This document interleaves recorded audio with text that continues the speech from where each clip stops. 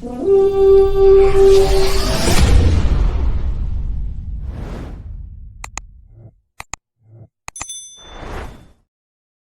up, Viking fans? And thank you for tuning in to the Skol State of Mind podcast.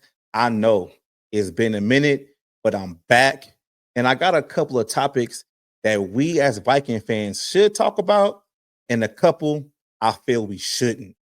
So, as I start every episode, thank you, everybody out there, for subscribing to the channel. And if you haven't already, please subscribe, hit that notification bell, and like the video. It's much appreciated.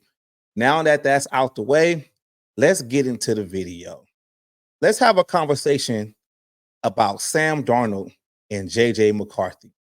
Well, if you've been living under a rock for the past couple of weeks and you haven't been on social media, it's been too much talk about what the Minnesota Vikings should do with Sam Darnold in the upcoming offseason.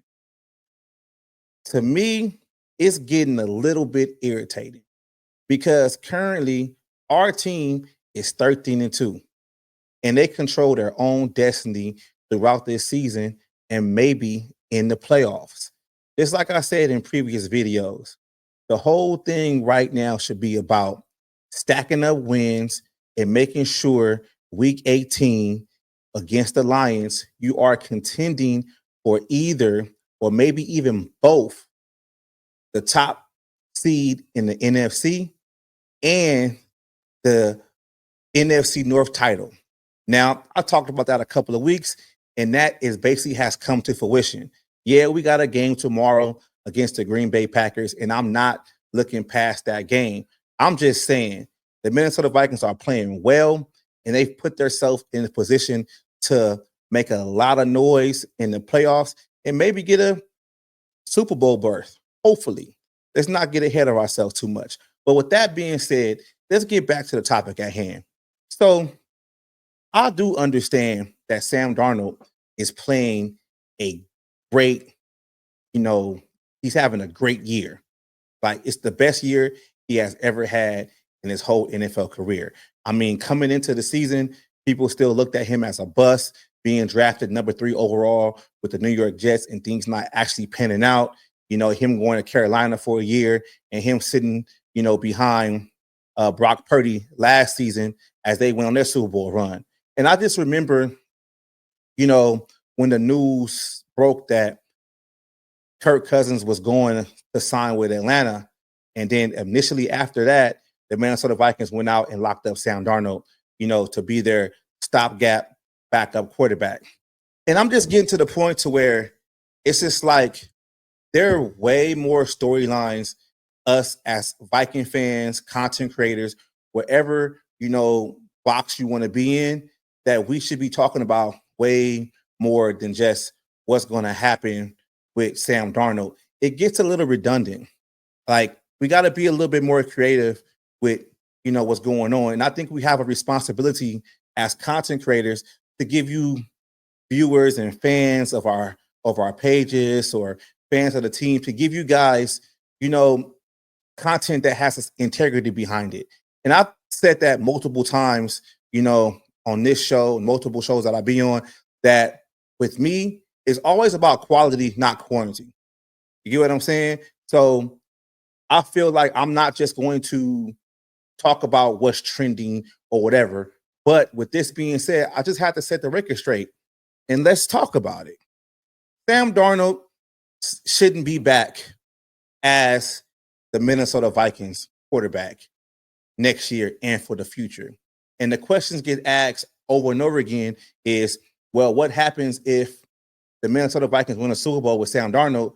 Should he be back? And my answer still is no, because I feel like this. I feel Kwesi Adolfo-Mensah in the front office, Kevin O'Connell, they knew what they were getting themselves into when they signed Sam Darnold for 1 year with the 1 year void deal, because it's actually 2 years. And a lot of people don't talk about the void year, which is next year, right? So I think it was a handshake, wink, wink, that, hey, whatever happens with this season, Sam, understand that JJ McCarthy is the future. And to even, talk about more things into depth, we don't know what position we would be in as a franchise if McCarthy never got hurt. Maybe Sam Darnold doesn't play all these games, right? And that's not taking anything from him. All I'm saying is I feel the front office has a plan that they are going to stick to, right? To me, it's like a little deja vu all over again. You guys remember back in 2017 when the Minnesota Vikings went to the NFC playoffs and the 2018 offseason came up and the Vikings had to make a decision on which quarterback to go to for the future. They had basically 4 options, right? These were the 4 options. Do you re-sign Teddy Bridgewater, who basically had reconstructive knee surgery, and there's no guarantee of what kind of player he's going to be going forward? Do you re-sign Sam Bradford when both his knees were busted and he couldn't even do anything in the pocket? Or do you re-sign Case Keenum, who was a career backup that had a great season that led you guys all the way to the NFC title game? Or option number 4, do you sign somebody in free agency, or do you go for a quarterback in the draft, right? And what's crazy is Sam Darnold was in that draft in 2018, right? So we all know how that broke down, how that happened. Kirk Cousins used the Jets as leverage to basically get what he wanted out of Minnesota, and he became our quarterback for the next 6 years. And the Jets actually had the number 3 pick, and they drafted Sam Darnold. And look at where we at right now. While I'm bringing that up, is to say, like, it's deja vu, but this situation is a little bit different because you have a young quarterback on the roster already that's already signed. He's already on his rookie deal. In 2017, 2018, we didn't have that. So that's why the conversation is different and why I feel like we have to tailor it and get a little bit more into detail if we are going to talk about it, right? So JJ McCarthy's first season, in the league is basically going to be a wash, right? He can't play. Meniscus surgery, he's done. But we're going to see him for the foreseeable future. Now, some of y'all out there have that same question is, well, we don't know what we have in JJ McCarthy. We don't know if JJ is going to be good enough. And I'm asking y'all this straight up. I think y'all was the same ones that were complaining when the Vikings signed Sam Darnold because you said he was a bust. And a lot of people like me on my channel argued and said the same thing over and over again. Sam is going to a situation to where he's going to have 2 good receivers on the outside. He's going to have a great tight end. The running game is a whole lot better.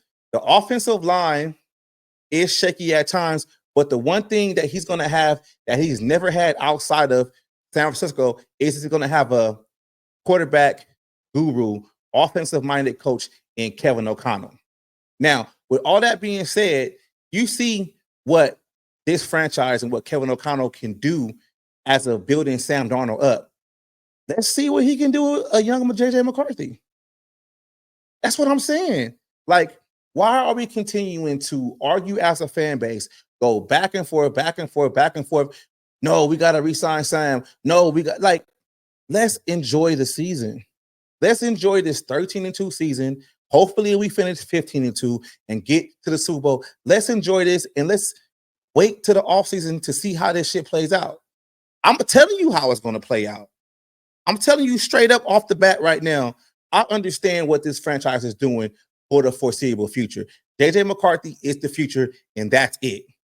Regardless of what happens with Sam Darnold, and regardless of how far we're going to play off, Sam Darnold has basically outplayed what he can be for the Minnesota Vikings. They can't afford him going forward.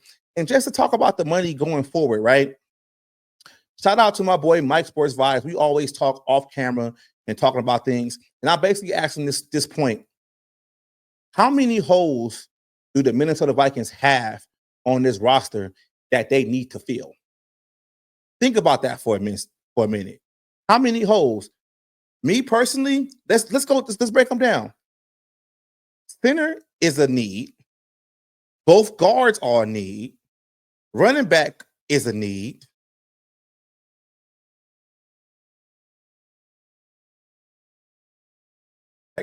nor we don't know what's going to happen if Harrison Smith retires. So you might have to fill 2 safety positions.